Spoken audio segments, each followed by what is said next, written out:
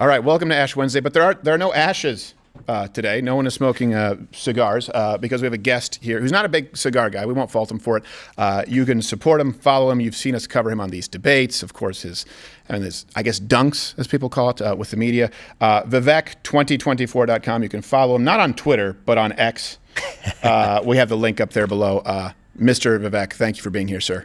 It's good to be here, man. I'm glad to have you. I'm not saying your last name because I feel like I'll screw it up. Yeah, you can say it. It's all right. Ramaswamy. I don't want to. Yeah. I trust you. I trust you. I think you can do it. Ramaswamy. Yeah, I believe in you. Was that close? Was that right? That's dead on. Oh, okay, yeah. very good. But it's Vivek. I said Vivek. That was the thing. Yeah. Vivek? Oh, yeah. It's like Vivek like cake. All right. Yeah. But I've lived this for my whole life. Best So efforts. you're good with it, yeah. I'm good with best efforts. Yeah. Right, yeah. Do you ever use it to screw with people to act like you're offended if they get it wrong? Like, I can't. That's a good one I'll add to my arsenal. Oh, you absolutely should. It would be very disarming to the left, Yeah, I think, You're actually. like, I can't believe that you pronounce, like, oh my gosh. Yeah. And so like, I'm just kidding. Which actually, a way to break the ice for, you may not be familiar with this. We've been following you for a while, and we actually have a segment called The Flying V, and we have a stinger, which this is the very first time that Flying V is going to see it. I'm pumped to see it. Let's let him see it. It's good. Flying V!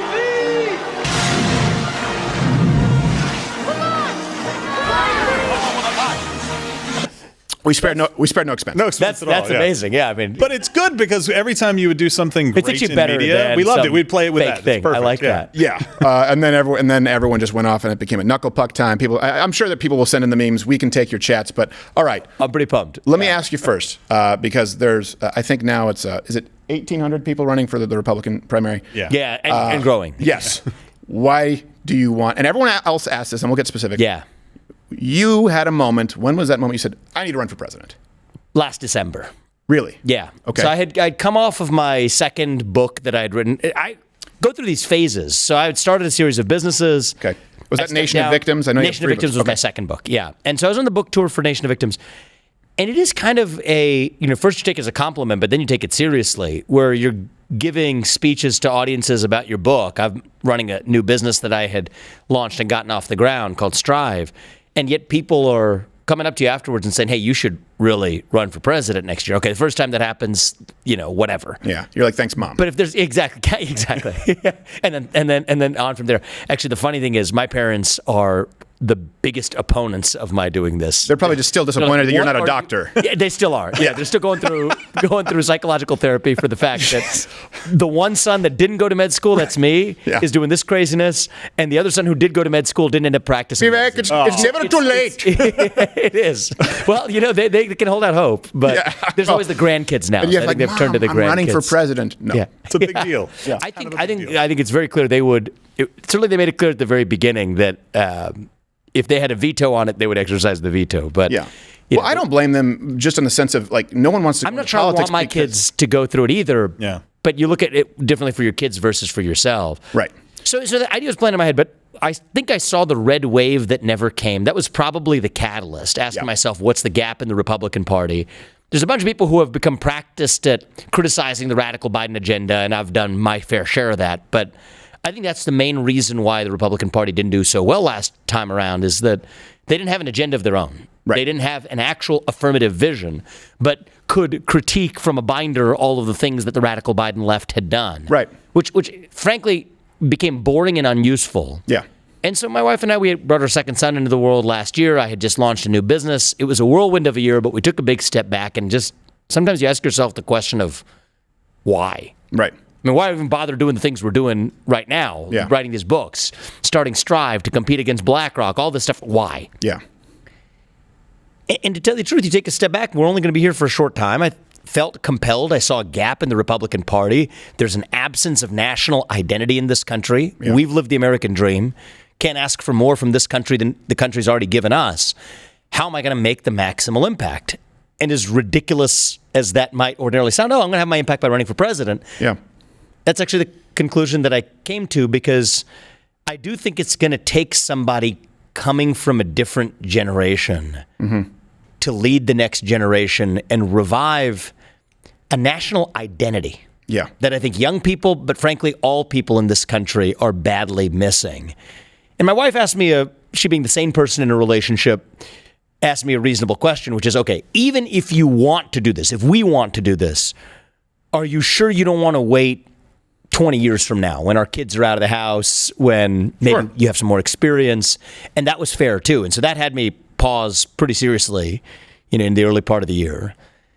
But I think the conclusion we came to is that I don't think we have 20 years left as a country. Really? I really don't. Yeah, not the same country that you and I grew up in. Now, careful. People will say that's pessimistic. They'll say, "Oh, you have no chance unless you do the Reagan Shining City on a Hill." So Well, it's not morning in America. That's the point. It can be morning in America again. I do believe that. I'm inherently an optimist, actually. I'm natively an optimist to a fault.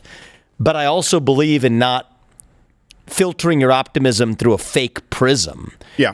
And so, some people will, on the Republican debate stage, oh, the American dream is alive and well. No, it's actually not right now. Right. It may be on life support. That might be closer to where it is. It's not morning in America, but it can be. But I think it takes somebody who is both motivated by something other than just pummeling the other side into the ground versus actually asking, what are we running to? But not doing it in this fake optimistic Pollyanna way that pretends like we're not in the middle of this war that we're actually in as a country. Well, and it also requires someone with some skin in the game, something to lose. Career politicians, let's be honest, these people, they never want to leave office. I mean, Of course not. Last time Joe Biden saw private office, I think It was like 5, I think. Yeah, I mean, I don't even know if we were on the new. I don't even know if we were AD at that point. The only time they want to leave office is if they can exploit their government connections to actually make more money than they otherwise would have made. Exactly. Which happens in both parties, by the way. Which goes back to, like you said, we're not here for a very long time. He's certainly not here for a very long time. He's 6'5". They don't live very long. It doesn't matter what My you do. wife's a nurse, and she texted guys me are during both- the show. how and tall she are you, said, man? Yeah. I say 6'2". This guy's big. Yeah. He's 6'4", 6'5". He's 6'5". He got a while to go. He cuts seem very healthy. They don't live very healthy. I don't care how much cycling you do with your Lycra pants. it. So I think that's important because you do have to identify a problem in order to actually have genuine optimism. Yeah. Right.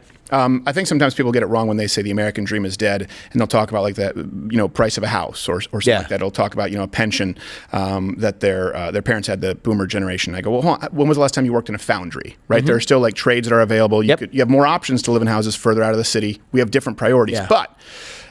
As far as the idea that the world is your oyster, and that you can go out and you can do better for yourself, I do see that generationally. That perception is reality for a lot of young people. It is, yeah, and we call it the American dream.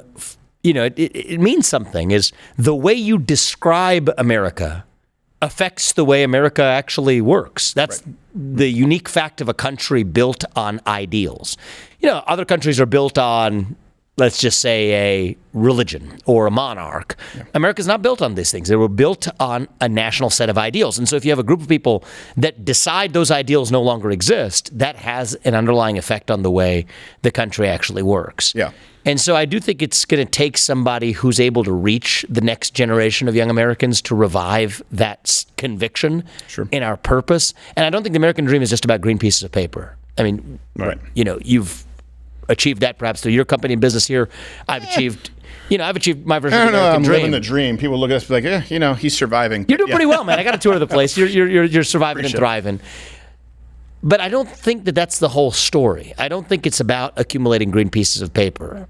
I think it is about reviving conviction in our purpose as citizens of this nation. Yeah. Right now, it just feels like we're going through this aimless passage of time. And there's more to life than the aimless passage of time. But what happened, I think, somewhere along the way is the things that used to fill our sense of purpose. Yeah.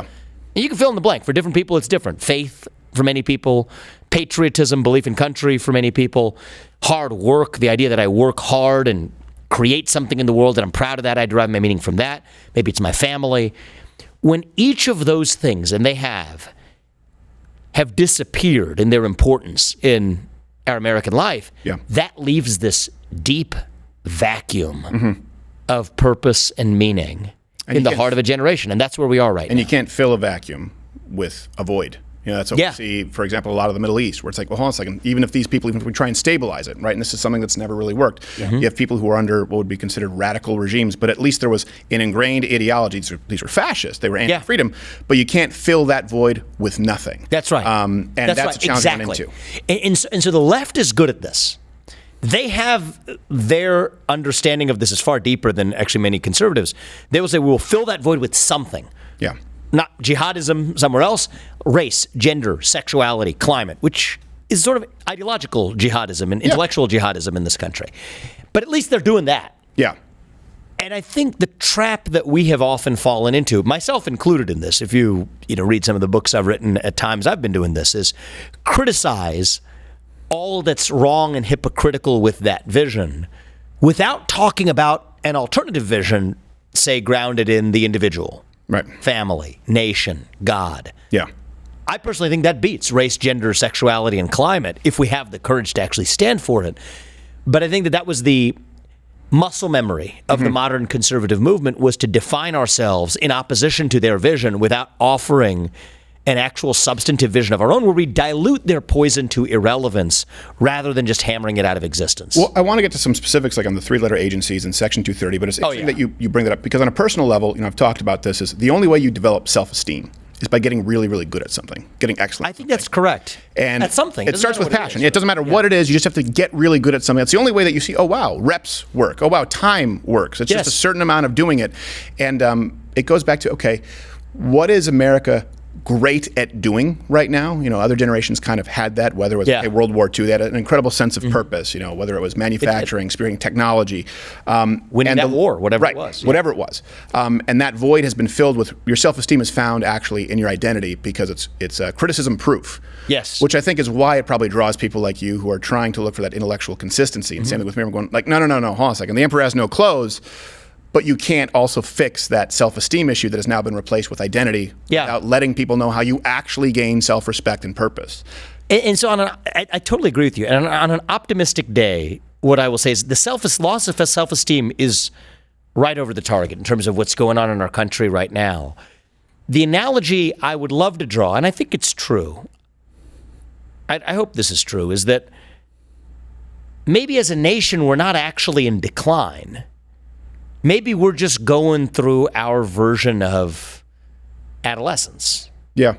And when you go through your adolescence, you lose your self-confidence. You lose your way a little bit. Yeah. You do some things you regret out of that self-confidence loss. Well, maybe our nation is going through our version of adolescence, but like all of us do, hopefully, or many of us do, we get to our adulthood on the other side.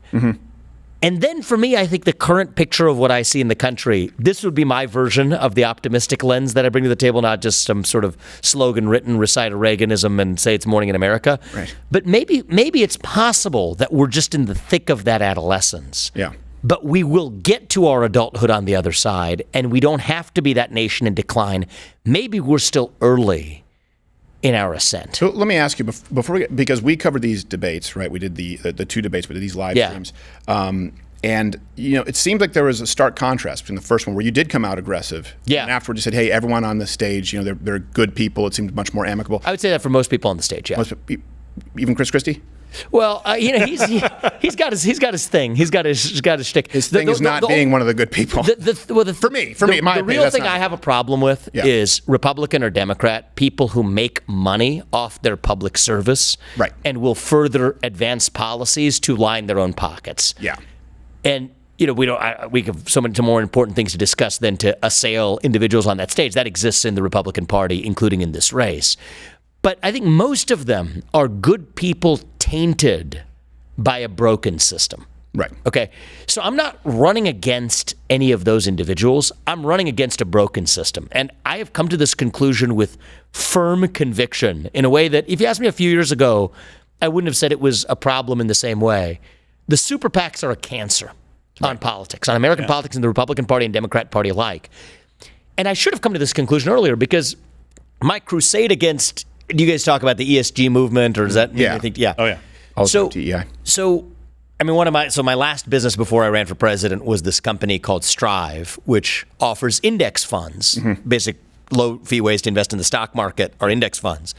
Index funds that are similar to those offered by BlackRock and State Street and Vanguard, but without pushing these environmental and social agendas onto the underlying companies when they vote their shares.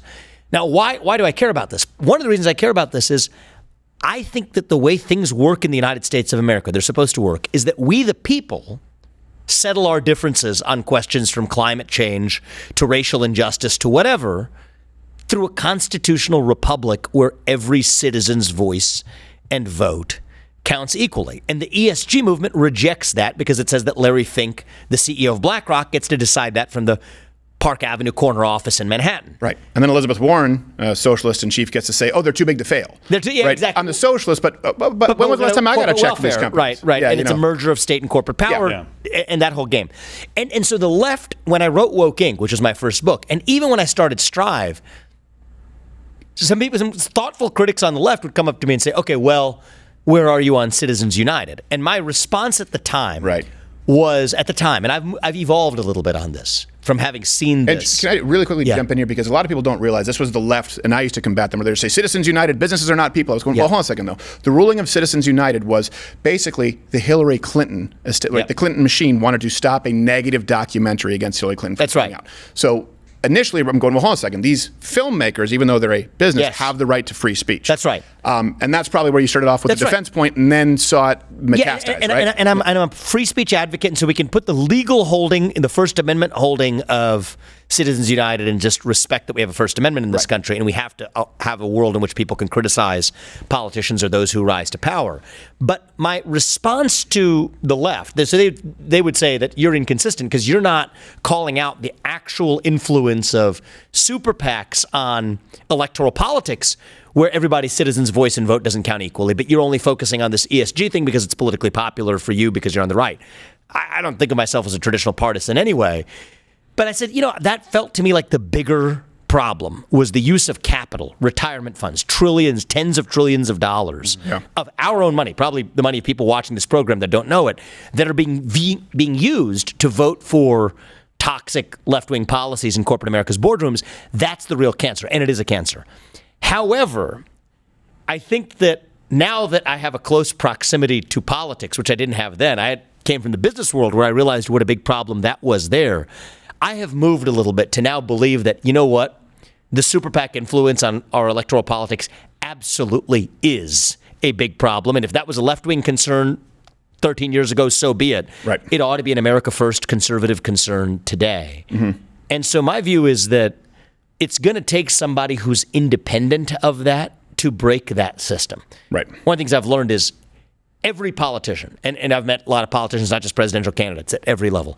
Every politician is gross and dances to the tune of their biggest donor. I mean, it's like a circus monkey. Yeah. So that's just like as the sun rises in the east and sets in the west kind of thing. It's like a law of physics. In my case, and in a rare few other cases, that biggest donor is me. Right. And so that brings with it a special sense of responsibility. And so I'm thinking about, as this race evolves, part of me has a deep-seated irritation with respect to the other professional politicians in this Republican primary and the Democrat race as well, and Joe Biden and everything else. But the part of me now that realizes these people are just vessels, right? They're really just vehicles for advancing the interests of what the guy or gal who wrote their biggest check wanted them to say.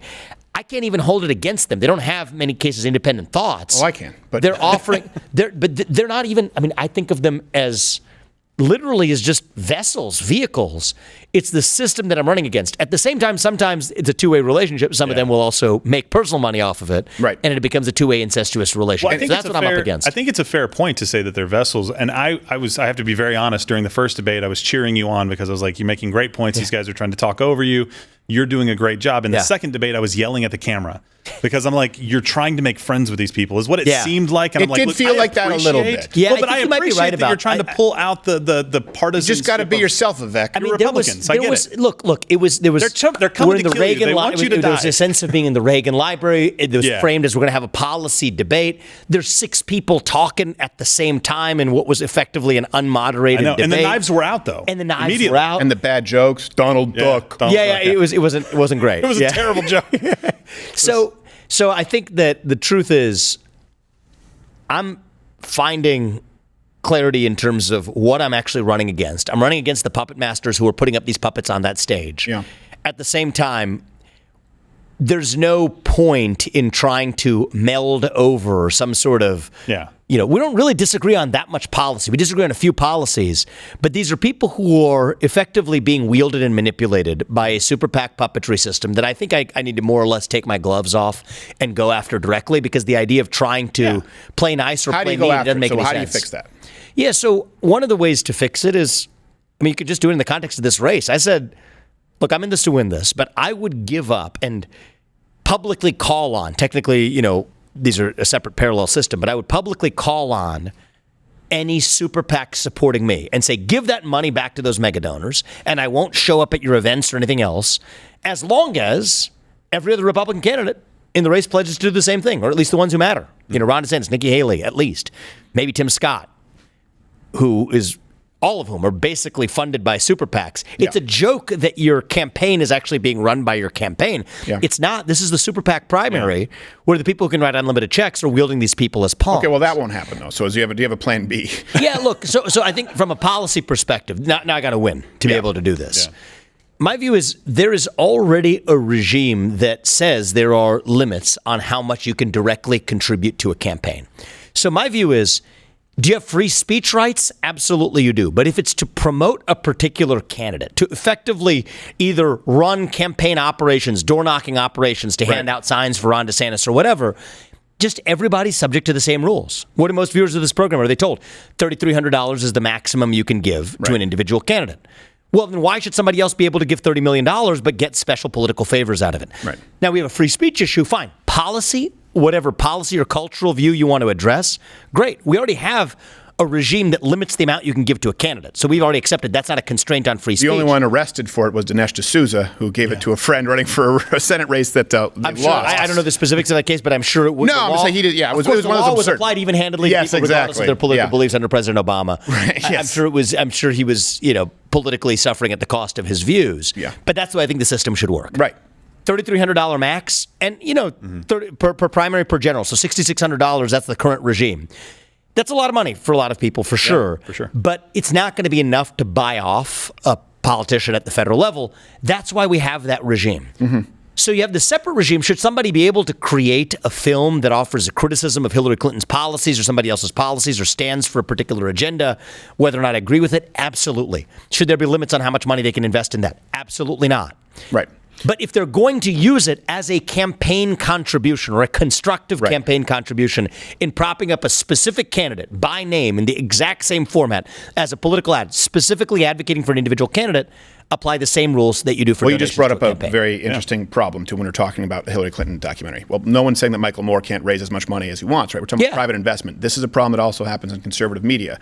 Every major conservative media outlet, and this is why we started Mug Club in our network, they all have a 501c3 and they all have a 501c4. And ironically, the left is very effective at doing this through free enterprise, right? They're as far left as it, but Hollywood, right? At the end of the day, dollars make sense.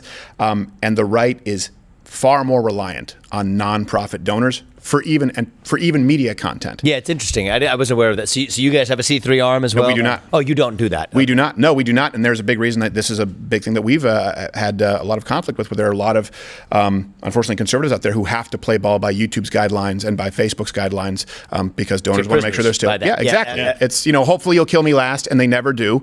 And that's why we're entirely funded by Mug Club, by independent viewers. But you guys know where to sign up. It's capitalism, man. It's not PBS where we say that and then take money from the federal government. But that is one thing that you will be up against, just so you know, because these same people who give to the giant PACs also give to the 501c4s of these giant media entities. Totally. And it's a choked system. Yeah. And so part of the reason I'm able to say some of the things that I'm able to say, pardon peaceful Jan 6 protesters, that I'm against the war in Ukraine continuing and against further U.S. funding. I mean, go down my views on the climate agenda. A lot of people on the conservative side of the aisle making good money off of those subsidies coming from on high from the Biden administration. Yeah. The reason I'm able to take these views is precisely because it doesn't align with the donor establishment, but still I'm able to be independent. For those people who can't tell, Joe Lewis, if he's distracted, Joe Lewis, which is incredibly rare. He never barks at anything, so someone's probably being murdered out there. No, that's not true. He's the most mellow dog. No, I'm saying he never barks. When was the last time you heard him bark?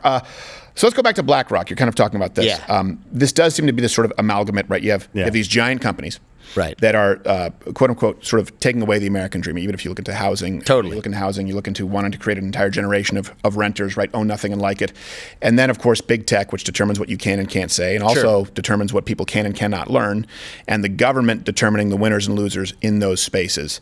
How do you take that on? How do you do it? Now, unfortunately, it involves government intervention, but not to the same degree Elizabeth Warren wants to say too big to fail so that they have control. Well, the way I look at it is let's actually roll back the government intervention that created a lot of those behemoths in the first place. Right. So you want to go big tech direction or BlackRock direction Let's go big tech first because big tech first. Okay. Because BlackRock is kind of easy. Everyone can say BlackRock, opioid epidemic. You know what I mean? Everyone goes, yeah, we don't like that. But let's talk about big tech. I think there's a lot to say there too. Sure. But I've been and Vanguard and McKinsey and Company. Absolutely. Right? But that's been the last several years of my life. So we can go there. Yeah. We'll go big tech first. So take the three largest financial institutions, BlackRock, State Street, Vanguard, or you want to take Facebook, Google, or Meta, Google, whatever. These are the most powerful companies in human history, more than the Dutch East India Company back in the day, which couldn't decide what you do or don't say to express yourself. Right. Now, why are they so powerful? Part of the reason why, in both cases, we'll get to the BlackRock case too, is government intervention to create special privileges that these companies effectively enjoy. Now, this dates back a long time. I know that you all have paid attention to the Section 230 debate. That's one example of a crony capitalist privilege conferred on a special class of companies that the rest of the country or the rest of the industries don't enjoy. Right. So my view is you can't have it both ways. Either you get special governmental protections, in which case you are bound by the same constraints applied to the government, namely the U.S. Constitution, or you don't get those constraints and you're free to decide whatever it is you want to do. Exactly. But you can't have both. Right. And so what happens today is these tech companies are effectively making political decisions. I mean, you all experience this about what kind of content can and cannot appear on the internet that violate the First Amendment. But the thing that people used to say 4 years ago was, if you said that, you're a rube. The First Amendment only applies to the government. It doesn't apply to state actors. It doesn't apply to private companies. Well, not so fast there. If it is state action in disguise, right? Yeah. If the government is giving a special blanket of protection to a class of companies to do exactly what they're doing, then if it's state action in disguise, the Constitution still applies. And so one easy example, sometimes you get out of the present and you go to the past a little bit, go to history, you can come back to the present and see it more clearly. There was this heavy debate about the railroad companies during the war on drugs, version 1.0 of it at least, where they wanted to search and seize individual passengers for whether or not they had drugs on them. The inconvenient part of this for the government is that there's this pesky thing called the Fourth Amendment that says you can't quite do that. Yeah. So what the government did is they got clever. They said, okay, we're going to pass a statute that says that we're not going to search and seize anything. The government, police, forget about it. We're just going to say the railroad can't be sued if they do that for one of their employees or passengers. So what do the railroads do? They start searching and seizing, and they can do that with at the behest of the government, though. Not at the behest of the government. Not with just the incentive. You're saying they went behind the scenes probably and said, hey, guys, it'd be really nice if you did this. Well, the funny thing is, in this particular case, in the big tech case, you get the incentive too. But in this, you get the backdoor goading too. Yeah. In this case, it literally was just the incentive. And so this went to the Supreme Court, and the Supreme Court said the incentive alone, right, the loss of immunity alone was enough to say that the railroad companies couldn't do that. That was state action in disguise. Right.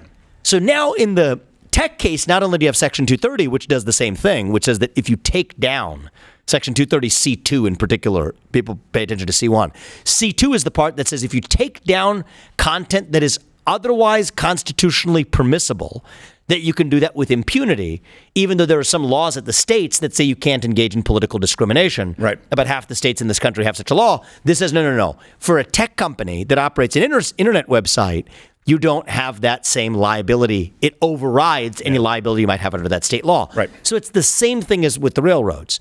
But with the tech companies, it's one step worse. Not only do they do that, they're also holding a gun to your head and saying that if you don't take down that speech, we're going to break you up, we're going to penalize you, we're going to regulate you, and so on. It's even more corrosive and so, because it's both in this case. It's even a stronger case than it was against the railroads. Well, and there were only a handful of railroad companies, back in the day because it was very expensive. Right. But the issue with big tech, right? A lot of people, having been there since 2006, for example, on YouTube.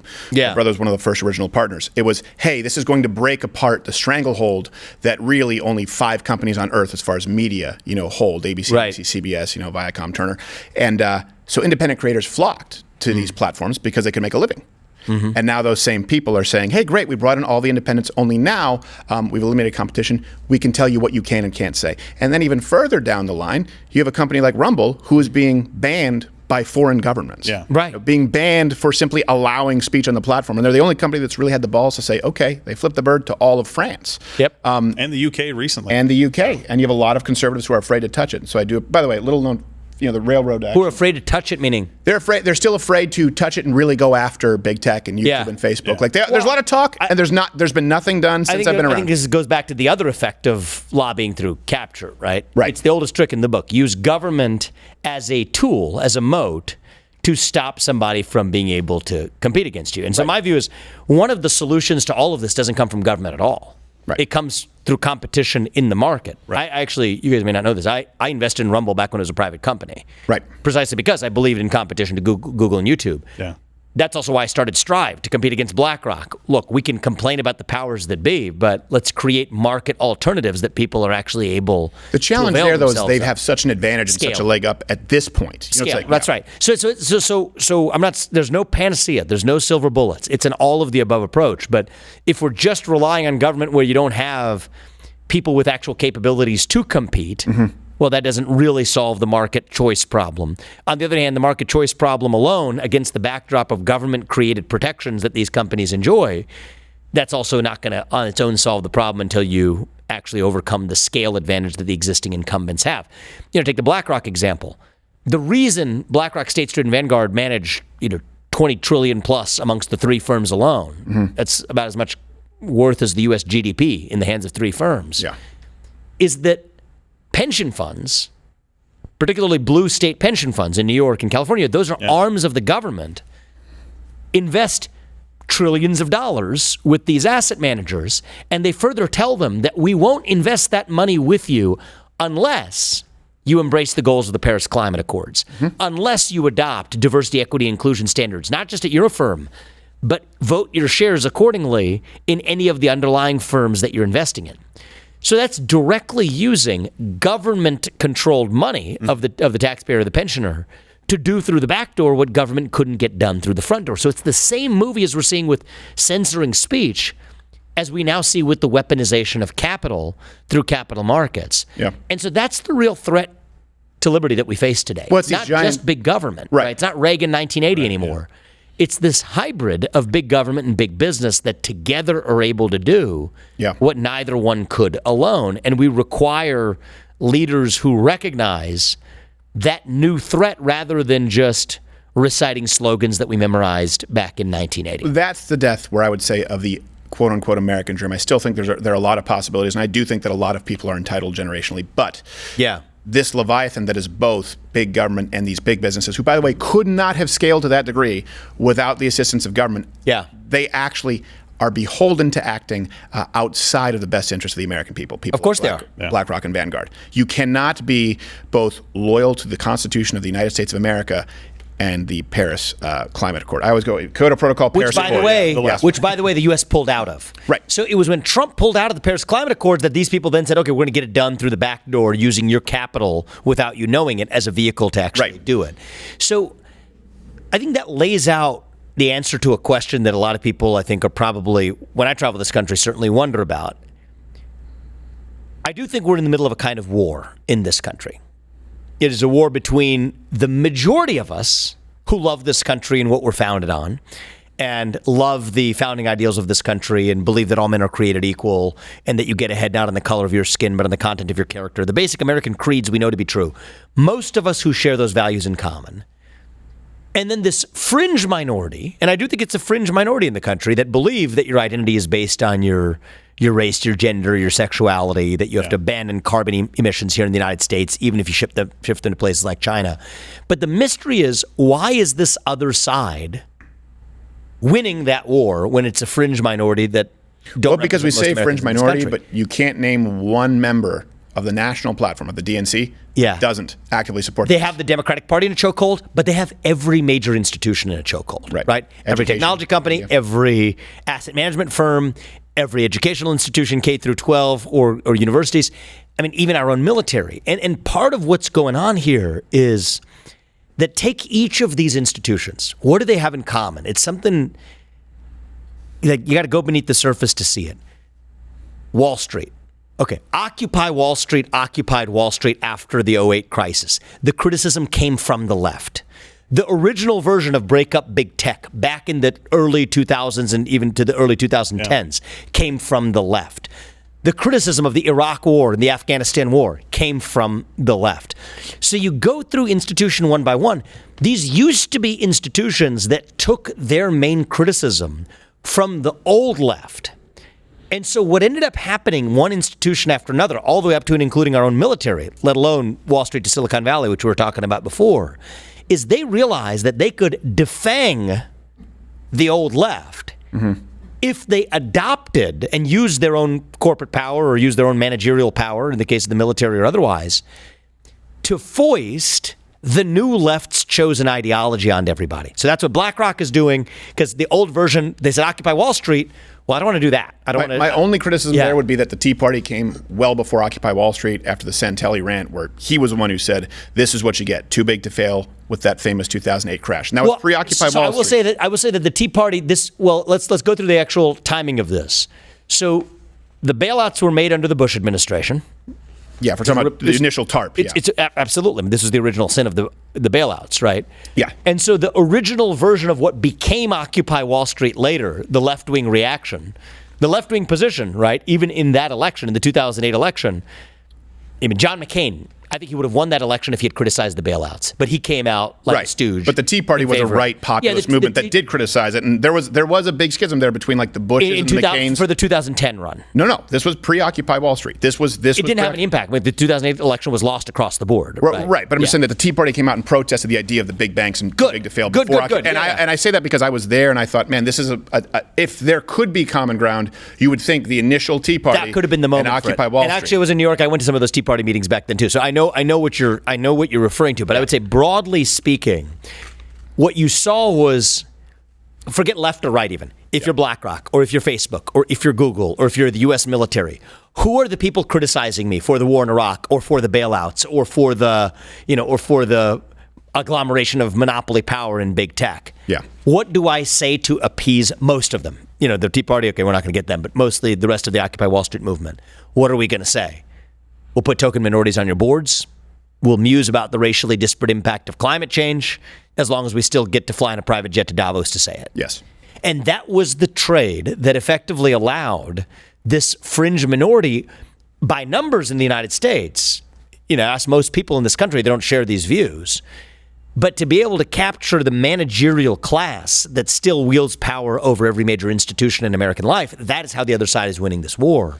And so if we're to recapture control of this country and institutions in and outside of government, we have to understand that arranged marriage, right? That mutual prostitution of these two strange bedfellows that one agreed to advance the ideology as a sort of vessel as long as they got what they needed to out of that trade. And I think that's a big part of what happened, roughly. I mean, there's a different version of the story in different domains. No, I think you're right. I think that, but it happened in every sphere of American life. The Tea Party had that midterm sort of red wave politically, and Occupy Wall Street had the cultural and economic impact, like you're talking about with ESG and DEI, right? These are sort of these, I guess you would say, cancerous growths that come from them. Because I was down there, too. It was the dowry. Yeah, I was down there at the Zanotti Park, and I was sitting there, and I'm going, okay, Occupy Wall Street, and then I see hammers and sickles. Yep. And Che Guevara and Karl Marx. I'm going, oh, okay. So I guess you're saying that too big to fail is a problem. You want to nationalize everything. Okay, this is where I get off on this stop. The logic train isn't stopping here. But we should have been able to find some common ground. Also, quick note, there was a great book. And maybe we can now. Yeah. I mean, even on the super PAC question, right? Yeah. Now, the old left, it's interesting. Now that I've taken up this message, I'm not hearing many on the left rise up and join me, because Biden's re-election campaign is absolutely going to be run by the same apparatus that's running most of the other Republicans, which is the super PAC apparatus. But it should, in principle, be an issue that transcends traditional. Well, there was a lot of politics. overlap between Donald Trump and Bernie Sanders. And I say this as someone who, mercilessly mocked Bernie Sanders, but we had a lot of people, once Bernie dropped out, once he was screwed, let's say, out of the primaries, a lot of them came over and they became Trump supporters. And that surprised me. I was back then. We have a large sample size, right? Because we have so much as far as what comes in through back then Google and my own website. We're going, oh, wow, a lot of these people were really mad at me for criticizing Bernie and his praising of Karl Marx and socialist policies. But now they've come back because they see a rebel, so an outsider in Donald Trump. And that was a... You want to know what's something funny? This is even just a rift on the left. I mean, we would consider ourselves on the right, but it's interesting to observe even a fissure there on the left. So you bring up the Occupy Wall Street in the 2012 version of this. There was this video. I talked about this in my first book, Woking. I can't remember where it was. I want to say it was in one of the Occupy Wall Street movements in Philadelphia, because it spread out in New York, where there was this event. Everybody showing up, pissed off at the system, against the big banks that are taking our money, redistribution from rich to poor. That's what we're standing for.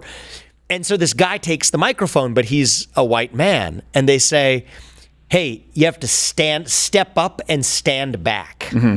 Well, he said, what does that mean? Well, there's an intersectional hierarchy where they decided that actually if you were black and a woman, you got to the front of the line in terms of when you got called on. And this guy was coming ready to rail against the system. Right.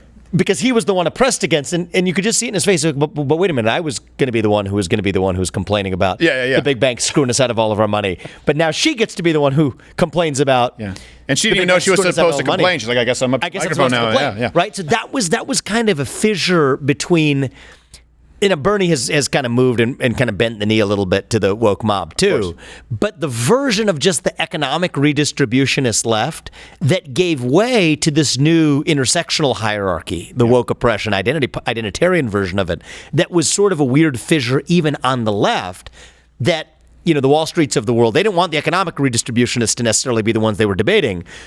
But the identitarians that want to talk about climate change, we'll do that all day because we can just check a box and it's easy for us to do. Yeah. And so that was sort of the way that played out. And that also brings us to kind of the enforcement of this. You talk about this sort of these strange bedfellows. I mean, they're so strange at that point. It'd be like, the Hellraiser boudoir at that point.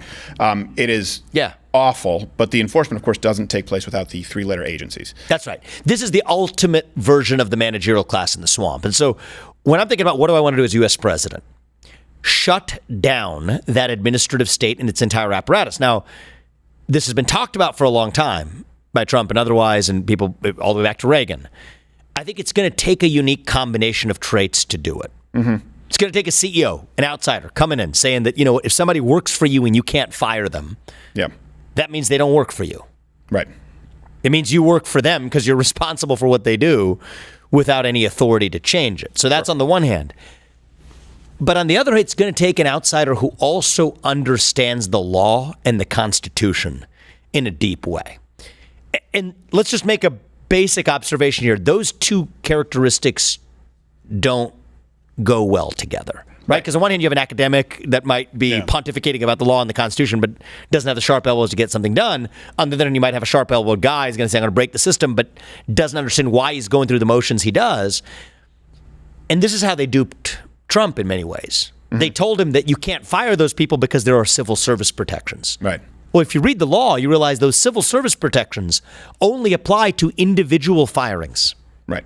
The logic is if you work at the, FTC and I disagree with you on abortion, I shouldn't be able to fire you if I'm the president. Agree or not, that's what the rules are made to do. Right. But they do not apply to mass layoffs. Mm-hmm. So that's the key. Mass layoffs are absolutely what I am bringing to the D.C. bureaucracy. 75% headcount reduction by the end of the first term. Over 1 million in the first year. 50% of that taking place in year one. People can find honest work in the private sector. I'm told that there's more open jobs than there are people looking for work. This is a 2-for-1 if we want it. Right. Let's test that theory. Absolutely. Let's put some people to some actual honest work and grow the economy. Agencies that should not exist. Department of Education, FBI, IRS, ATF, Nuclear Regulatory Commission, CDC. Which I know you like to quote sometimes. I quoted and got us banned. Got us banned. Well, even though I know you may like to quote it, we're still going to shut it down. Okay, good. I'm actually okay with that. You're okay with that. I'm not that's another CDC. 2-for-1. So that's another. So you're sharp-elbowed enough to do it. Yeah, absolutely. Call this guy Ginsu. I think you need to have somebody who has a complete and total disregard for Washington, D.C. and its norms. Yes. Well, but it's also for your own popularity because, look, we're talking about the most popular agencies, not popular, I guess powerful is the right term, in the United States and maybe in the world. FBI not popular. Yeah. Sorry, wrong P word. Powerful agencies like that. That's risky. Right? Yeah. I mean, obviously, you've had to have like these kind of, I'm doing some pretty big things. There are going to be some people that don't want me to succeed at doing this, and nobody's been able to successfully do this. Maybe it's because they haven't tried. But there's I mean, something even the like Republican EPA, Party, Chris whatever. Christie has called this the dumbest idea that he's ever heard was to shut down the FBI. I disagree. Yeah.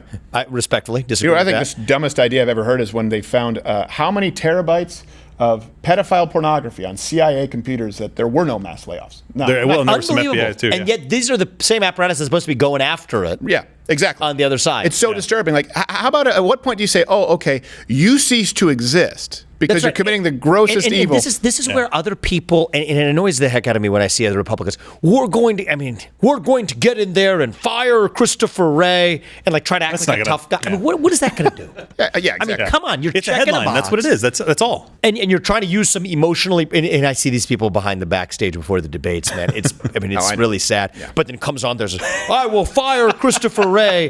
And to what end? Because you're going to get James Comey 2.0. Yeah. The machine is what the rot is all about. That is the Leviathan. Now, this is also very practical for me. You can't just offer a slogan, say shut down the FBI.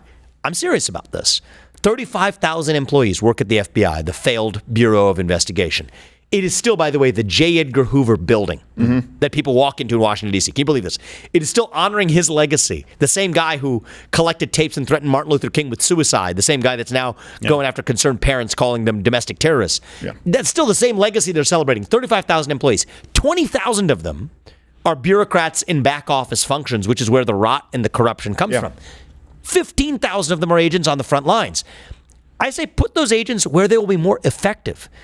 The U.S. Marshals have actually been far more effective in going after child trafficking and related cases than the FBI has. Fine, move some of the 15,000 there. We've laid out a clear plan to do this.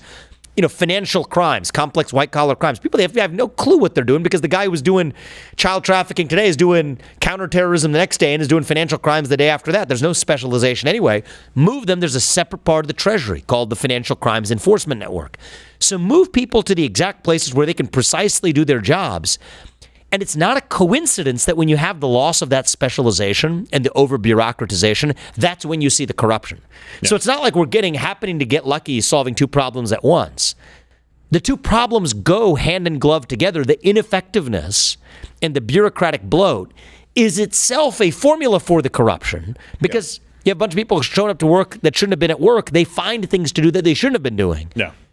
And so, yes, it's going to take somebody who is willing to get in there and gut it. Incremental reform will not work. No, it won't work. Fire Christopher Wray is a false premise. It is a false lie. You're being lied to, and their job is to dupe you. They're trying to distract you to make you feel like they did something, and they didn't. He's a symptom, just as I would even say that bureaucratic bloat is all those things are symptoms of one thing: a complete lack of accountability. In other words, you only get that bloat with a complete lack of accountability. We have 87,000, and we want to be sure that we're not fact-checked on YouTube. 87,000 new employees to the IRS, not all our agents, right? That's the wordplay. Then what do? You guys are very good. I mean, that's They'll catch you at this level. They'll suspend us And for I'm that sure- if you say agents and not 87,000 See, employees. It'd be interesting if they applied that same standard to the CNN clips that end up online. Yeah. Oh, they don't. It's really funny. I've had my experiences with those guys. Yeah. Well, that was one of the first places that I saw you when you were talking to CNN, and I think it was about there was some ethnic conversation that you were having with somebody who. Oh, was it Don Lemon? Yeah. Who pulled his ear? Not now, Well, guys. Get out of my ear. Get out of my ear. I can't think straight. But it was one of those moments where, like, all right, somebody's that was the taking problem him with on. his earpiece. Well, and that's one of the things that resonated with the American people about Donald Trump is that he was ready to say things that a lot of people thought, and he just didn't care about the niceties of politics. He didn't care about saying something that sounded good. Now, you can have your problems with President Trump. That's fine. I understand that. But that's the thing that I think a lot of people saw in you as well and said, okay, somebody's coming in from the outside that might be able to get something done. That's what's going to take. The biggest question, though, is, okay, people have tried it before. Why are you different than a President Trump was? Because he even had some problems getting everything. He did a lot of great things. I think he did a lot of great and things, you've said that, so I appreciate that. I think he's an excellent president. I mean, everybody else is trying to Monday morning quarterback some small thing that he did. They feel like they have to. Which is senseless. Right. Yeah. When, in fact, he was a great president. Now, how do we move this agenda forward? That's my question. So, a few things. I think it will take, I said we're in a war. All else equal, who's going to be the general that moves us forward in that war? All else equal, it's better to have a general who hasn't yet been wounded in that war. I have fresh legs. I'm 38. I think it's less than half of Trump's age. Now my question is, what are you going to do with the last half of your 40s? Goodness, what's next after if you're successful? I'm not a plan B or a plan after kind of guy. We've got the next mission lined up, and then we'll figure out what comes after. But I do think it will take somebody from the next generation to reach that next generation. And I think we can do that in a way that Trump is of a different generation. It's going to be a lot harder for him to do that job. I also think we can pick up where he left off. I mean, I'm not saying that I would have been able to do everything I'm telling you we're going to do if Trump hadn't laid the groundwork.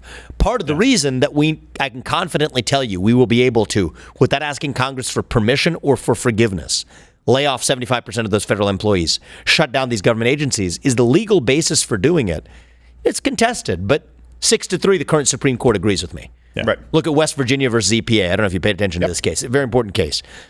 If you believe in the holding of West Virginia versus EPA, which said that there are certain regulations on coal miners coming from the EPA that Congress never gave them the power to pass, and so they're unconstitutional. Yep. If you believe that, that means literally the overwhelming majority of federal regulations are also unconstitutional. So this is how you drive change on the timescales of history. Trump gave us a great Supreme Court. He did pretty much all a reasonable person could do. Could reasonably have done in those 4 years. Great. I want to build on that and move this forward, but I've got fresh legs this time around. And I won't be the same person 8 years from now that I am today after going through it. I just won't. You drain the swamp tries to drain you back. Right. He's not the same person today that he was 8 years ago because we're all human beings. Mm-hmm. But I do think it will take thinking about our movement in terms of the content of what we want to achieve rather than just which person is it going to be. Right? America first. It does not belong to Donald Trump. It doesn't belong to me. Right. It belongs to the people of this country. And so the question is, who's best positioned to take that agenda forward? I think it's going to take somebody from a different generation, coming in from the outside with fresh legs to be able to see this through. And I think I'm going to be best positioned to do it. Yeah. So you've got a lot of these agencies, right? You're targeting these guys. And look, I think it resonates a lot with what we talk about on the show. These are the same kinds of things that we talk about. You talked about BlackRock as well. So one of the companies, I don't know your exact connection to it, but Rovient. Right, I founded it. Yep. Right. So you founded that company. Is that something that you're still currly involved with heavily? I stepped off all my boards. I figured, okay. I have other candidates in this race. It's remarkable. People collecting, I think Nikki Haley, while running for president, is collecting stock options off some corporate board. That seems unconscionable to me. It seems a little bit weird. Yeah. But so you mentioned BlackRock. So as far as my concern, you go after these agencies, they come after you. You go after Google, they come after you. You go after BlackRock. BlackRock just doubled their size of ownership in there. I think they went from 6 million shares to 12 million shares as of August. Are you worried these companies, these big investment firms out there, are going to try to get their hooks in financially and try to put pressure on you that way? Of course. How do you plan for that? Well, so here's the way the game works. And so my most recent book, it's probably the most technical of the books, is Capitalist Punishment. It lays out exactly how this game is played. It's not, if you're a public company, like let's say you take your company here public, which I would advise you not to do. No, absolutely not. But many firms do need to go public for a wide range of reasons. Yeah. You don't have a choice in terms of who owns your shares. And so it's automatic, it's programmatic that BlackRock, State Street, Vanguard, and similar firms, through their index funds, because they're not even making investment decisions. Right. It's just that they have to have broad exposure to the market. They will end up owning 5, 6, 7% each, 25%, 30% collectively, and they're voting their shares in your boardrooms. Right. So even many of these CEOs who don't want to be adopting DEI policies or carbon emission policies or the goals of the Paris Climate Accords or condemnations of, George Floyd's death or whatever that shouldn't be the business of companies, they're forced to do it. LGBTQIA plus hashtag $, whatever it is. Yeah, well, the last dollar sign silent. Silent, yeah. I see. So that's, but pretty soon BlackRock may decide that that's not silent anymore. Exactly. In which case, what they decide goes, yeah. So, and I actually could give you some specific details on this. When you said that, you're saying it as a funny aside. It's actually true. If you're going to take Apple, the world's largest company by market capitalization, right? Yeah. We all know Apple. They were demanded by a fringe left-wing group that held a few shares to adopt what they called the racial equity audit at Apple. And Apple says, no, we don't want to do that. Now, I mean, this is not some sort of conservative company. Okay, Apple has is off the that accusation is never leveled against them. But the one thing, if you're Apple, you don't want to mess with is the talent in your engineering ranks, right? You want the best and brightest because that's how you're competing against the equivalents in other parts of the world. So they said, no, thank you very much. Nonetheless, that fringe group puts up this, I think it was called Color Us United, was one of the nonprofits that supported. No, not Color Us United. Color Us United is a good one. I'm trying to remember who it was. I know that we covered it on the show. It's some Colors United is a good one. Yeah. It could be like Colors Are Us, whatever it is. Something like that. Something like that. It was stupid. So it was stupid. But then BlackRock and State Street come in and say, we're going to vote and support that proposal anyway. It gets majority shareholder support at Apple's shareholder meeting, such that Apple's management team and board then go back and adopt the racial equity audit. Right. So this is nuts, actually. How about the equity And for yet- the kids in factories building those phones? Yeah, they're okay with that. Yeah, I guess. no. Yeah. No. Exactly. You can't bring that up. Oh, yeah. you want to know why, actually? Yeah. We used to have sweatshops. Now we have like tech shops where they're. But here's the other side of this. It's not just passive hypocrisy. The reason is Apple or BlackRock can't do business in China if they dare criticize the practices of the CCP. But if you're also criticizing the United States or adopting a racial equity audit or a carbon emissions cap, then the CCP rolls out the red carpet. Right. So that's how this game is played, and it is an ugly game. So the answer to your question is, how does BlackRock have all this money? It's because if you have a pension fund or a retirement fund or a 401k account, they're the ones managing your money that are investing it across the board. So absolutely, I'm deeply concerned about this. And it's going to take a president, it's going to take leadership in this country that undoes a lot of the rules in the administrative state. You know, there's used to be a rule that said you have to invest exclusively for profit if you're managing retirement fund money. That has changed under the Biden administration. They rescinded what was known as the sole interest rule at the federal level under ERISA to now say that you can invest according to other standards that take into account factors like climate change and racial injustice. Yeah. The government needs to change a lot of that. The pension funds need to stop using political strings attached when they invest their money, but it also takes market alternatives to deliver those solutions, which is why I started Strive, the most recent business that I did. Yeah. And so am I worried? Absolutely I am. But am I sitting around about it? No, I mean, Hold on, I have to. Whining? No. Don't get mad at me here, but this is one thing that is. You mentioned another criticism because we have to give you the ability to answer these. Yeah, you mentioned Strive like 8 times. Yeah. Some people would say you're running for president to promote a company. They're like, No. they'll say the right things because, and by the way, if that were the case, I'm not saying this, that is not dissimilar from a lot of people who are in the swamp who run for president to sell more books. right? Totally. But there are people who are going to pick that up and say, are you just promoting Strive? I have to ask you that. No, actually, I mean, if you look at we came up in this conversation because we're talking about BlackRock and we're talking about big tech. If you look at probably the hundreds of hours of my discussion in the run for the presidential campaign, my talking about this issue is less than 1% of the total. Right. And I actually think it's a strong suit of yours, so it'd be good to talk about it more. No, absolutely. I actually, that's one of the things that I've picked up is people know a lot about my policies, but people ask me, "Oh, well, you've come from nowhere. Are you just offering that?" That's very about India. Yeah. Well, We would never say that. Ohio's not nowhere. Parts of it are. Maybe they mean I lived there for a little while, so I can say that. So I think it's important that people understand that I have a track record of taking on bureaucracies and succeeding and winning.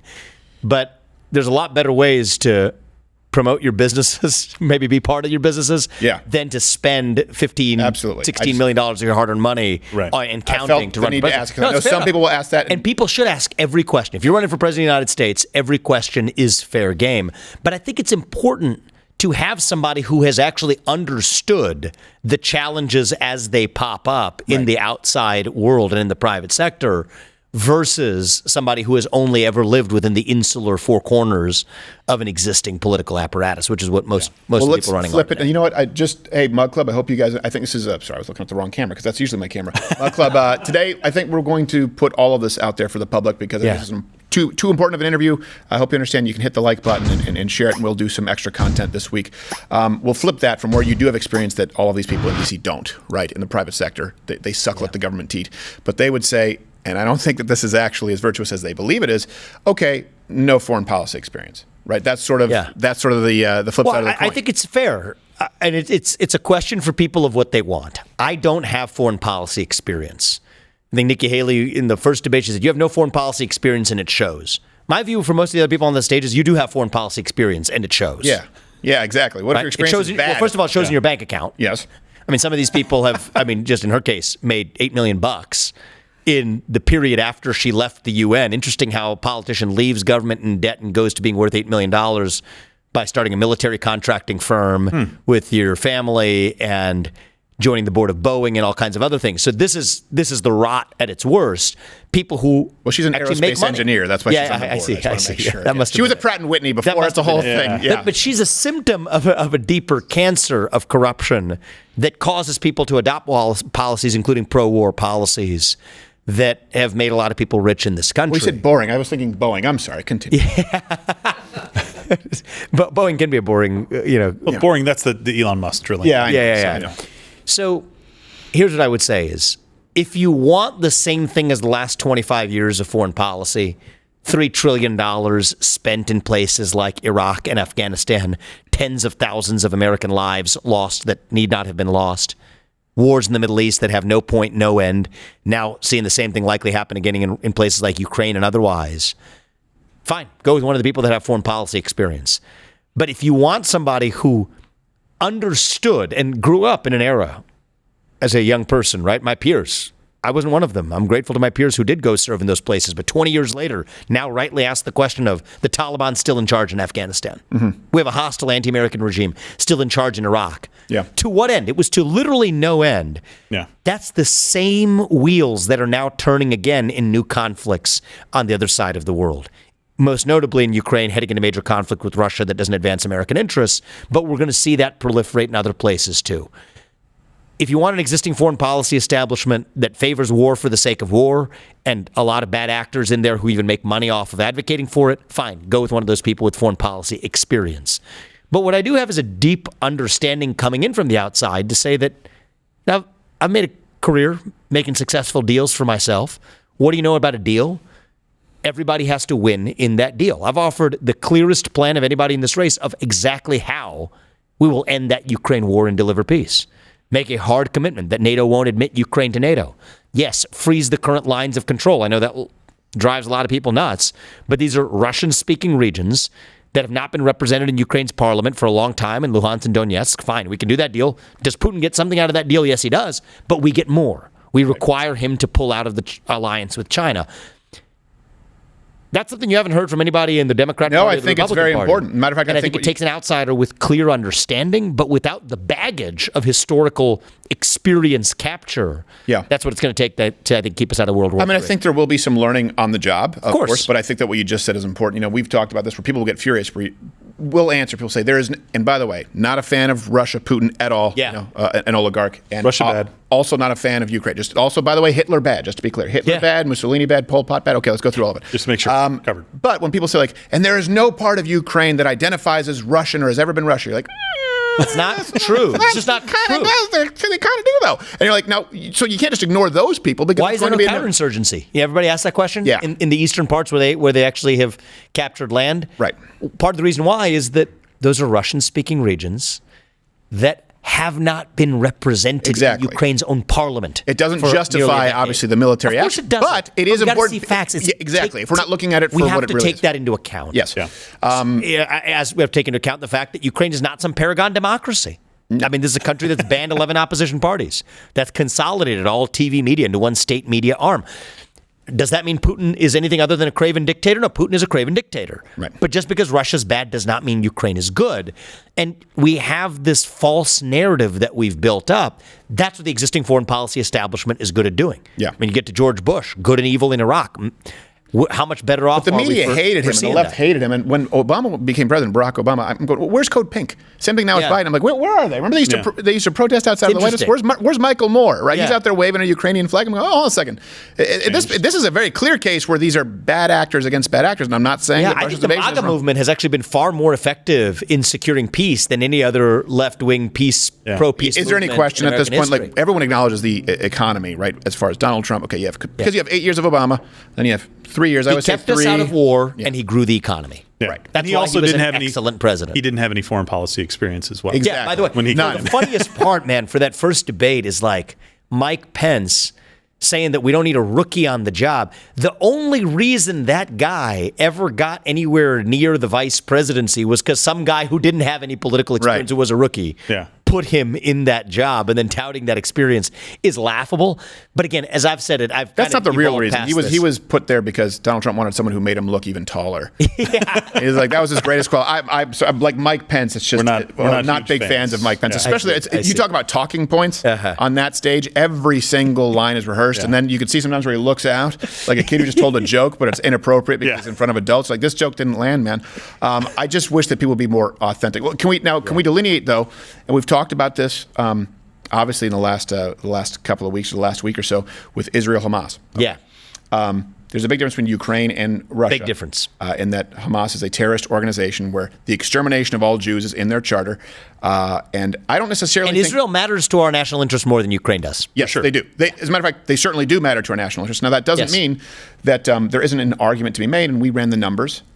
If we cut the funding to all of the nations with who we provide foreign aid to. And by the way, those numbers are always a very low estimate when you actually understand also the incentives, and Israel as well, that they would come out ahead because we fund a bunch of people who want to wipe them off the face of the map. Or help Israel a little bit and cut money anyways to places like Iran. The analogy you're drawing is an interesting one. Elon has drawn this analogy with respect to electric vehicle subsidies, where if you got rid of all electric vehicle subsidies, Tesla comes out ahead because the unit economics actually work. Well, that's because they've sold too many Teslas. That's why they don't get the subsidy anymore. I think it's after 250,000 sold, the subsidy goes away. So it's like, so I sold good cars. And the unit economics are just more solid in terms of how they're running the operation. So here's what I would say. I think that this is a moment right now, when we're having this conversation now, where we need rational, cool-headed responses to ask, yes, how do we support Israel's own right to its own national self-defense, as Israel is fully entitled to? Yeah. What happened, what Hamas did was barbaric. It was wrong. It was inhumane. It was medieval in its nature. Mm-hmm. Israel absolutely has the right to national self-existence and to fully defend itself. That's a decision for Israel as to how they go about doing it. And our job is diplomatically, in terms of intelligence sharing, in terms of limited circumstances of munition support. That is our job as a partner and ally at the UN. Tell the UN you're not going to draw some false equivalence between Israel's defense. Ceasefire. Yeah, exactly.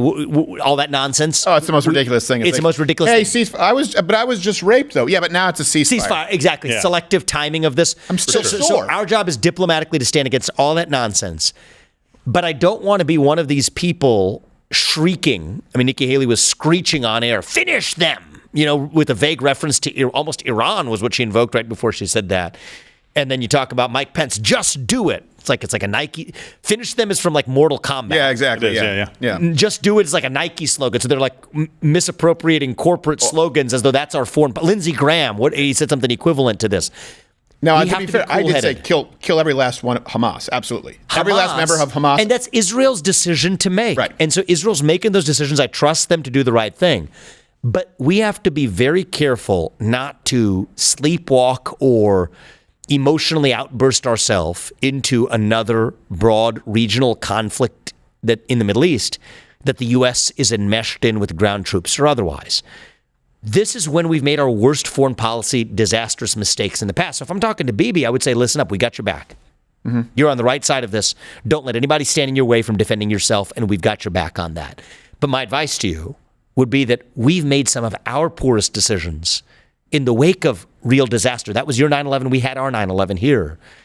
And we entered disastrous multi-decade commitments in places like Iraq and Afghanistan. And 20 years later, it did not do us an iota of good. There's a little bit of a difference, though, I will say. And so just be careful. Yeah, is what I would be careful. Say. But if you're comparing it as a percentage of the population, I think it would roughly 36 times, what it was. Yeah, 20 to 30-something thousand Americans. And they live right there, and it's never, But here's all I would say is, though, let's say, as awful as this would have been, as 30 times as many people died on 9/11 as they did. And Canada did it.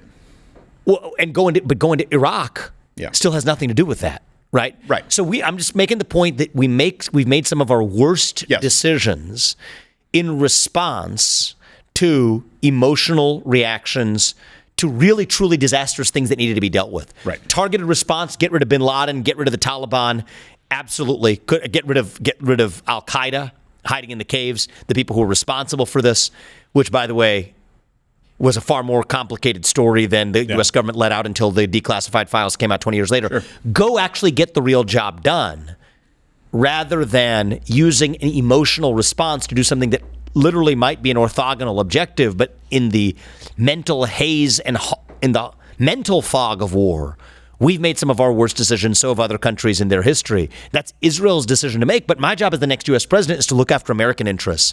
And I do not think we want to be entrenched in another long, drawn-out, U.S.-involved regional broad conflict in the Middle East that would not advance American interests. But there are easy ways we ought to support Israel diplomatically with intelligence sharing.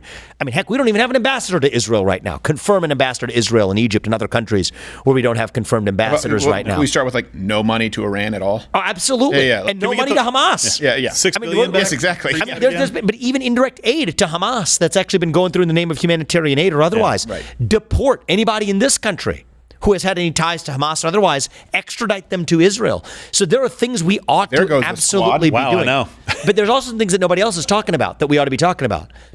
We have to make sure that we oversee full phase out through the monitoring and agreements of Iran's nuclear program. But what the heck are we thinking with the Biden administration, with some Republicans cheering it along, talking about nuclear technology transfer to Saudi Arabia? Yeah.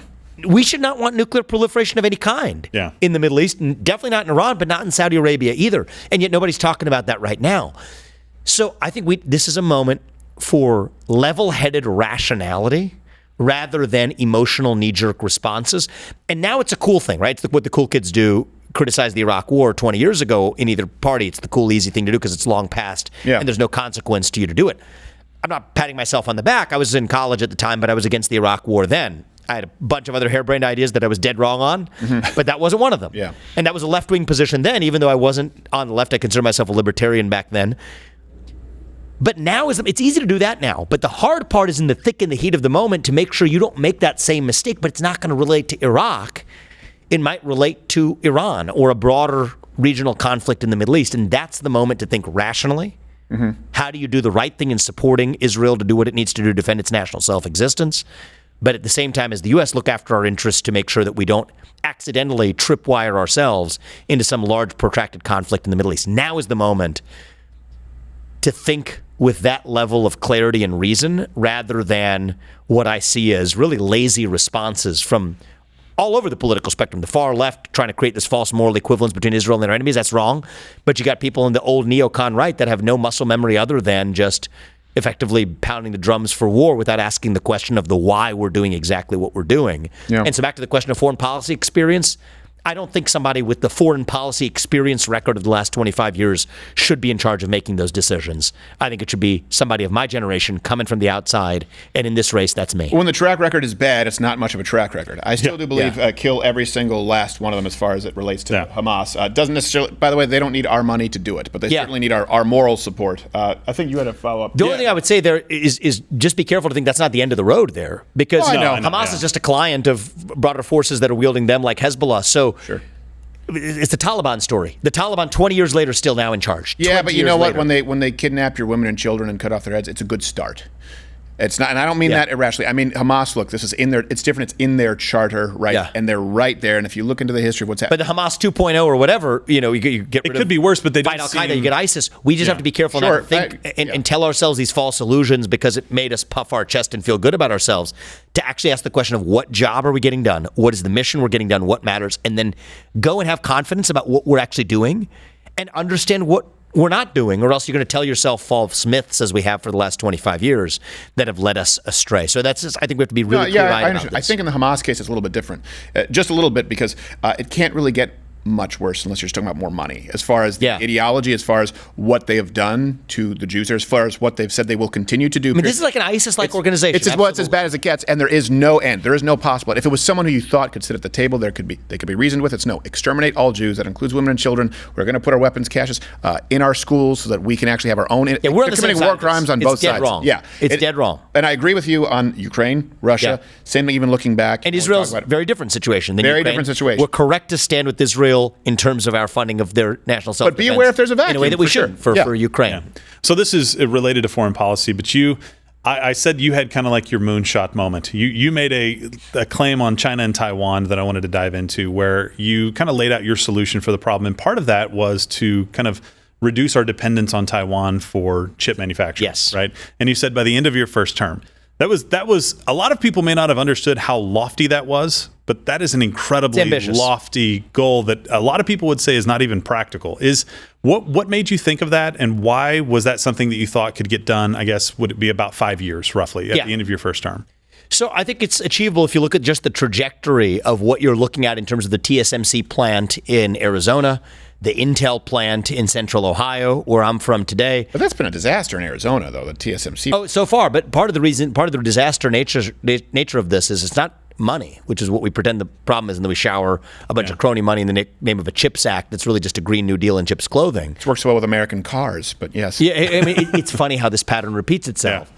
But it's actually a skills shortage. Right. So I think one of the things we should focus on is bringing some of those skilled workers from Taiwan over here, but then also training more Americans for the know-how of how you create sub 10 nanometer semiconductor chips. Right? Those are the leading edge ones at really the front lines of this. But it can't just be an onshoring strategy. I love onshoring, and I would love for that to be the long run steady state. Quicker ways to do this as well. Broader agreements with South Korea and Japan. I mean, Samsung is still further along than any company is in the U.S. Right. Even though TSMC is still further along than Samsung. So if we're serious about decoupling our dependence on China or Taiwan, we have to take an all of the above approach. And I think that's what's different than a lot of people who might share my views but just stick to onshoring alone. Yeah, I love onshoring. But ally shoring has to be something that we complement that with. And so if you look at the totality of what's possible there, right, and then you provide market access to the Samsungs, et cetera, of the world here to build here, et cetera, Japanese companies as well. That, I think, is a reasonable, achievable path to 5 years from now, having basically achieved near total leading-edge advanced semiconductor independence, which means that China's not going to have an economic gun to our head if they choose to annex Taiwan. Doesn't that gun just go straight to Taiwan's head? Like, do we worry that they go like, oh, wow, we're kind of up shit creek here? Well, Taiwan should be focusing on defending itself right now. And I would say in the meantime, the U.S. should run one destroyer through the Taiwan Strait every week. We should absolutely work with India to have an ability to block the Andaman Sea and the Malacca Strait. Mm-hmm. That's where China actually gets its Middle Eastern, 60% of its Middle Eastern oil supplies, or 60% of all of its oil supplies, which come from the Middle East, come through that strait. So there's a range of things we need to be doing. I love the Second Amendment here. How about the Second Amendment in Taiwan? China's deathly afraid of anything that resembles a Second Amendment. Put a gun in every Taiwanese household. Taiwan's government could. Train them how to use it. So there are elements of what we call a porcupine. I mean, absolutely. That's another thing that we talked about last week. That's something they at least have a civilian trained military. Yeah, they do. So it's not the whole solution, but it's at least a step better than Taiwan is right now. Imagine if those people were carrying like a lot of people here in Texas at that music festival. When people say, "What a good guy with a gun," hey, it absolutely will. It'll certainly even the odds when they're Fortnite hang gliding in, knowing that these people are defending. And keep in mind, I was raised in Canada, which is a very silly place. I'm ashamed, and no one there. Owns or carries guns. So the Second Amendment was created for a very specific purpose, and it works. Right. Okay, when you're talking about foreign invasion, autocrats invading, even your own government invading, that's what it was designed to do. That's not, and then I say something like this, and then CNN will try to press me a million times. Didn't you claim your Taiwan deterrence strategy was just putting the Second Amendment in Taiwan? No, I didn't say that. No. But it's part of a broader view of taking what you think of a porcupine strategy to keep Taiwan on its own feet. Exactly. Taiwan's spending less than 2% of its GDP on military right now. I mean, that's less than the NATO commitment. Taiwan should be spending 5+% of GDP on military, which is why I love Israel as a partner. Yeah. They actually spend for their own national defense. That's a good friend and a good ally. So when the U.S. is clear about what our objectives are, then absolutely, right now, and people forget this, the Republican Party, these people are such jokers. The current U.S. posture towards Taiwan is strategic ambiguity. Right, yeah. The one China policy is the policy of both parties right now as we speak. I don't know if you guys remember this. When Donald Trump won the election, he picked up the phone when his phone rang from the Taiwanese president. He was laughed at by both parties, violating diplomatic protocol. Yet that's the same GOP that somehow says that we somehow stand with Taiwan, but we don't recognize its existence as a nation. So I say out with the crap. Let's focus on reality. We will defend Taiwan, at least until we get semiconductor independence, at which point we can then return to the status quo, like exactly what it is right now. Return to that. 5 years from now, after we're semiconductor independent, we're so strictly let me clarify, better because off. I think a lot of people miss this. You are saying that you would switch a stance to we are officially defending Taiwan as opposed to this moral ambiguity. Yes. And then when we achieve semiconductor independence, we'll go back to what the Biden status did. quo is. Yeah, which is kind of like, will we, won't we? the entire Republican establishment Yeah. too. Oh, yes, everybody. But we're strictly better off then. And by the way, in the meantime, we should fortify our homeland defenses, Right. cyber defenses, super EMP defenses, border defenses, nuclear missile defenses. Taiwan can spend more of its own military spending on GDP. We've been running destroyers through the Taiwan Strait. Xi Jinping would have to be an idiot to invade Taiwan. In the meantime, have that economic gun to our head, forget about it. We're independent.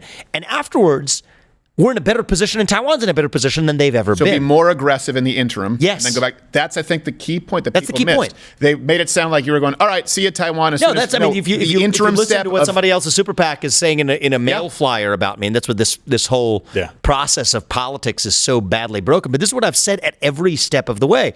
Upgrade from the status quo and then return to the status quo, but upgrade which during gives the Taiwan some window. lead time to start Exactly. getting So- their act together. and allows us to get our act And we together. can pull in Afghanistan and maybe leave one of those destroyers in the strait. We just forget, has a few pallets of cash. And Yeah, I don't Uncle want to Sam's none exactly the wiser. do that. What do you say to somebody's critique, though? And I don't dislike this strategy. My strategy is to go on the defensive for Taiwan, period. We are going to defend Taiwan. That's what I'm saying, But too. I You're saying understand. that No, I understand that. But somebody would say, like, look, China right now, they can save face because the United States isn't necessarily kind of bowing up and saying we'll defend Taiwan. Strategic ambiguity is just a term for all of us. We all know that if China invades Taiwan, we're coming to the aid, and so is South Korea and Japan, right? I think we all kind of understand that's likely. I don't think. I mean, at a time where we're running low on munitions, right? We got Ukraine, got Israel. Right. We're running low on our naval capacity. I don't think that China sees a scenario right now automatically that the U.S. is going to be in a position to defend. Would you I say think that we they have to normally upgrade and do, say though? that clearly? What's that? Would you say that they normally do? Normally, outside of the Ukraine conflict right now and outside of Israel, that policy. I would say 4 years ago they did. Okay. So I you're think saying it's that not just the Ukraine situations conflict, change. It's our naval capacity. We have this silly thing called the divest to invest program where we're decommissioning ships in the South China Sea. So there's a lot of reasons. Our economic dependence on China has only gone up over the last 8 to 10 years.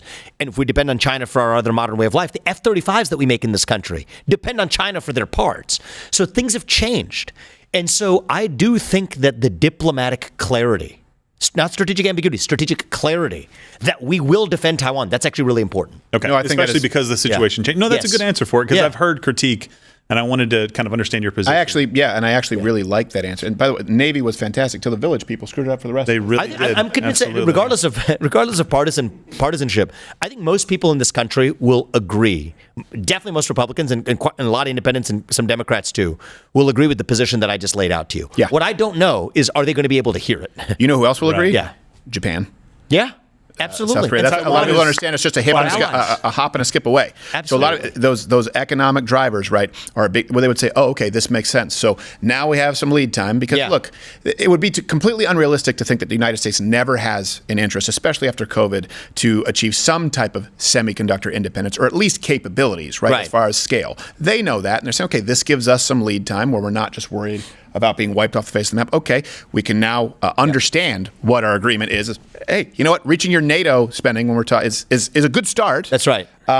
That's very, very different from the way it's been portrayed, which is, hey, Taiwan, we're going to stay ambiguous until we have our semiconductors and then buy. Yep. That's how the media portrayed it. And I think it's a very important differentiation to make because a lot of people are not aware of how that also ties into Japan. Look, this is something we have to talk about, And this too. is the thing that's frustrating in this process is it's a game. It's a distortion about what gets. I love these formats right here in this discussion. And I was thinking about this in the flight over because it happened in a different context earlier today.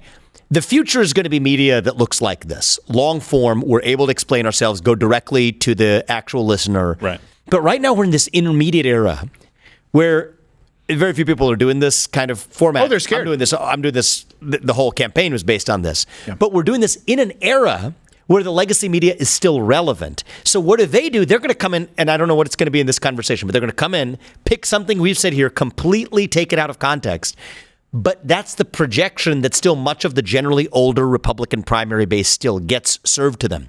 So we're in this intermediate transition phase where 10 years from now, that legacy media is going to be far less relevant, if not gone.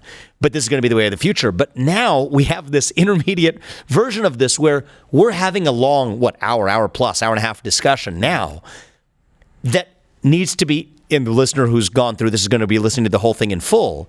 But the average person sitting in Iowa that's only getting their news from cable news and the newspaper they read is getting some purposefully distorted clip because some guy in the opposition research camp of Nikki Haley's campaign and Ron DeSantis' campaign, actually it's not going to be their campaign, it's going to be their super PAC, that their super PAC is watching this and is watching what they're going to distort from what came out of this conversation. And they have some paid historical repeat player relationship with some third-rate publication that calls itself a newspaper. And that's exactly the way this game on CNN or Fox News. Absolutely. There'll be a clip of you saying, "I, Vivek, Jews hate, kill Taiwan," and they'll say, "There you go." Made by AI. Yeah, made by AI. Exactly. American or not, you decide. That's exactly for how it Rebecca works. Haley. Exactly. All right. Well, I know that we've gone over time. It's Vivek2024.com. If people can follow you on X, tell people how to. We have it in the lower third. Vivek. But what G Ramaswamy? So what's the G? Is that your middle name? That's my middle initial because Vivek Ramaswamy is already taken on the Twitter handle. Really? Yeah. How many are there? Is it like Scott Smith? I mean, it's like, if you go to India, there's not quite like a Scott Smith, but it might be like a Scott, Crowder.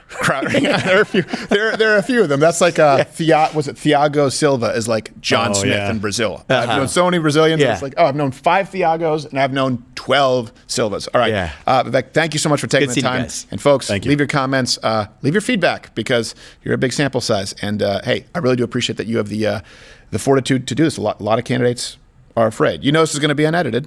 And, that's how I like it. Yeah. Thank you, brother. Thanks, man. Appreciate it, guys.